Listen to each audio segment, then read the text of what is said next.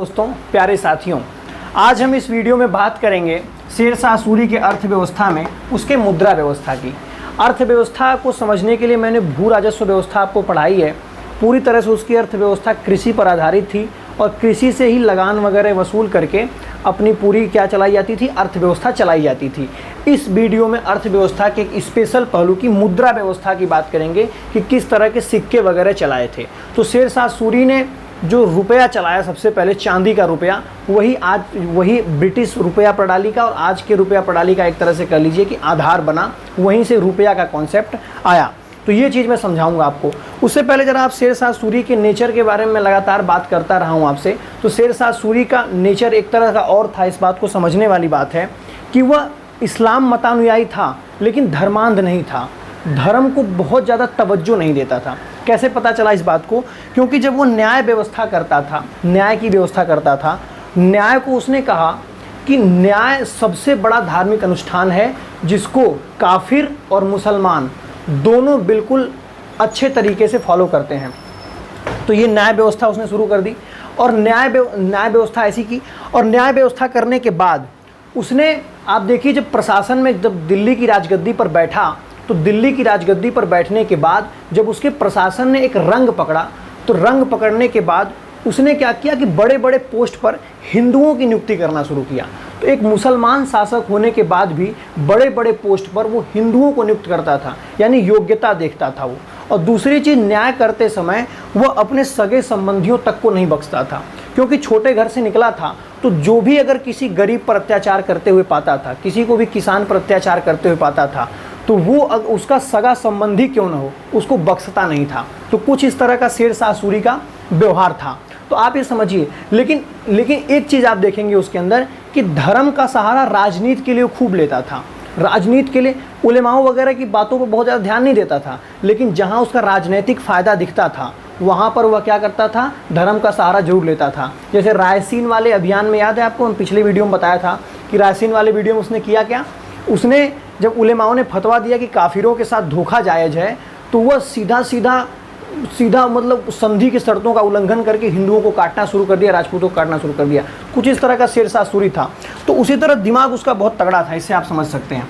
तो उसने जो अर्थव्यवस्था, अपनी मुद्रा व्यवस्था लागू की, वो भी बहुत शानदार थी। कैसे शानदार थी, इस बात को समझिए कि जब वो दिल्ली की गद्दी पर बैठा, तो उस समय मुद्रा की व्यवस्था की दशा जो थी ना, बहुत शोचनीय थी, बहुत खराब दिशा थी।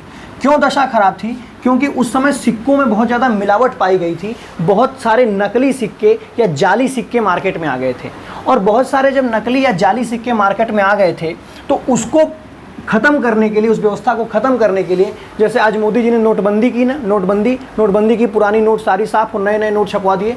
उसी तरह उसने क्या किया, उसने सारे पुराने सिक्कों को बंद कर दिया। और बंद करने के बाद दो नए तरीके के सिक्के चलाए। एक को कहा चांदी का सिक्का, एक को बोला तांबे का सिक्का। चांदी वाले सिक्के का नाम दिया रुपया और तांबे वाले सिक्के का नाम दिया दाम। इस बात को समझिए आप कि दो तरह के सारे पुराने सिक्कों को बंद करके, जिस तरह से नोटबंदी की व्यवस्था आज लागू होती है, उसी तरह से सिक्का बंदी की व्यवस्था किया। सारे पुराने सिक्कों को बंद करके चांदी का रुपया चलाया और तांबे का दाम चलाया। और आप पूछेंगे कि ये चांदी के सिक्के, चांदी के रुपए में और तांबे के दाम में कितना अनुपात था? तो मैं कहूँगा 1:64 का अनुपात था। यानी कि एक चांदी के रुपया में एक रुपया कितने के बराबर था? 64 दाम के बराबर था ना, 64 दाम के बराबर था। जैसे एक रुपया 100 पैसा के बराबर है, रुपया पैसा में कन्वर्जन किया जाए, एक रुपया आज 100 पैसा के बराबर है।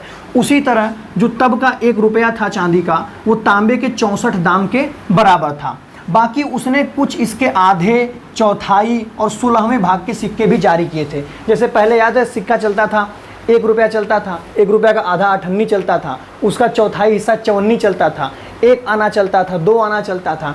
इसी तरह से उसने आधे दाम पर, चौथाई पर, 16वें भाग पर कई सारे सिक्के जारी किए और पूरी तरह से मुद्रा व्यवस्था को बदल करके रख दिया। क्योंकि सिक्कों की मिलावट उसे ख़त्म करनी थी, जो सिक्कों की दशा खराब थी उसको ख़त्म करना था। उन सिक्कों पर जो सिक्के वो छपवाता था, उस सिक्कों पर उसका नाम लिखा होता था, शेरशाह सूरी का, उसके पद का नाम लिखा होता था, टकसाल का नाम लिखा होता था। टकसाल के बारे में बता दूंगा मैं, बहुत ज़्यादा जानने की जरूरत नहीं। टकसाल में सिक्के वगैरह ढाले जाते थे, तो जिस टकसाल में ढाला गया सिक्का उस टकसाल का नाम लिख दिया।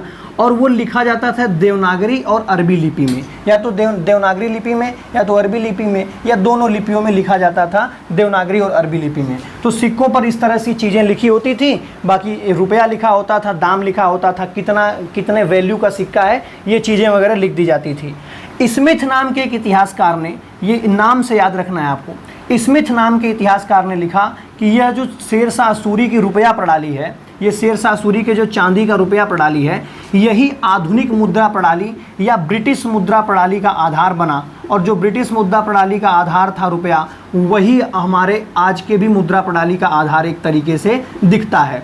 तो आप समझिए कि ये जो रुपया व्यवस्था आज शुरू हुई है, वो शेरशाह सूरी 1540 और 1545 के बीच में ही शुरू कर चुका था, क्योंकि शेरशाह सूरी 1540 से 1545 के बीच में ही शासन किया था। देखिए आज लोग पूछते हैं ना कि 5 साल में क्या हो सकता है, 5 साल में क्या हो सकता है। शेरशाह सूरी ने बहुत कुछ करके दिखाया, मंशा अगर हो तो कुछ भी हो सकता है। तो स्मिथ नाम के इतिहासकार को याद रखेंगे, उसने कहा कि यही जो शेरशाह सूरी की मुद्रा प्रणाली है, यही मुद्रा प्रणाली क्या है, आजकल के क्या है, जो ब्रिटिश मुद्रा प्रणाली है या ब्रिटिश रुपया प्रणाली है, उसका आधार बना। ठीक है, अब एक बात कर लेते हैं गुप्तचर की, गुप्तचर विभाग की भी बात इसी में कर लेते हैं। वैसे मैंने आपको गुप्तचर विभाग जो प्रशासन वाली वीडियो बनाया था उसमें मैं समझा दिया हूँ, लेकिन फिर से एक अलग से देख लीजिए, क्योंकि अलग से देखने पर थोड़ा दिमाग अच्छा काम करता है और आपको देर तक याद रहेगा। तो गुप्तचर विभाग क्या है, गुप्तचर विभाग का नाम था दीवाने बरीद। दीवाने बरीद नाम का विभाग था। दीवाने बरीद जब कोई कहे तो आप कहिए विभाग है। और दीवाने बरीद का सबसे बड़ा अधिकारी कौन था, तो वो बरीदे मुमालिक था। समझ में आ गई बात। तो बरीदे मुमालिक अधिकारी है, अधिकारी आदमी है। और ये जो दीवाने बरीद है, ये क्या है, एक विभाग है, उस विभाग में सबसे ऊंचा अधिकारी है। और शेरशाह सूरी ने बड़ी संख्या में गुप्तचर नियुक्त किए और सारे गुप्तचरों को घोड़े दिए, ताकि कहीं भी कोई विद्रोह की भावना अगर किसी अंदर जागृत हो रही हो, या राज्य पर कोई संकट आने वाला हो, कहीं भी अटैक होने वाला हो, तो पहले से ही सब कुछ शेरशाह सूरी को पता चल जाए गुप्तचरों के माध्यम से। वो गुप्तचर एकदम छिप छाप के कहीं भी रहते थे, कोई व्यापारी का रूप धर के, कोई आम आदमी का रूप धर के, कहीं कोई किराए पर रह रहा है। तो इस तरह से बहुत संख्या में उसके गुप्तचर कहाँ रहते थे, शहरों में जाकर के रहते थे, नगरों में जाकर के रहते थे, अन्य राज्यों में जाकर के रहते थे, कि कोई भी अगर सुगबुगाहट मिले शेरशाह सूरी के खिलाफ कहीं भी, तो तुरंत वो घोड़ा लेकर के आते थे और क्या देते थे, शेरशाह सूरी को सूचना देते थे।